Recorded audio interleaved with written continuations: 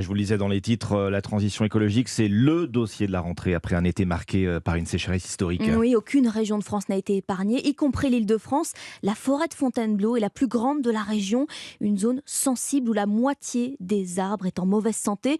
Une espèce pourrait même disparaître. Le reportage de Nina Droff pour Europe 1. Dénudés de feuilles, branches recourbées et troncs asséchés, dans la forêt de plus en plus de hêtres ont cet aspect, comme le constate Mathieu Auguery, chef du service forêt de l'ONF Île-de-France. Là, ils sont au stade final puisqu'ils sont morts. On voit l'écorce sèche, ils sont en voie d'effondrement bientôt. Sur le massif de Fontainebleau, plus de 50% des hêtres sont atteints de manière irréversible, une conséquence directe des sécheresses à répétition que ces arbres ont beaucoup de mal à supporter. Il est capable de se refaire, entre guillemets, si c'est pas trop répété. Mais effectivement, ces dernières années, les périodes de sécheresse se multiplient et donc là, il ne peut plus se refaire. On constate que ce dépérissement, il accélère. Voilà, il y a des secteurs où on sait qu'il va disparaître. Et malheureusement, il n'y a rien à faire pour le sauver, il n'est plus adapté et sera donc remplacé par d'autres variétés d'arbres au fil des années.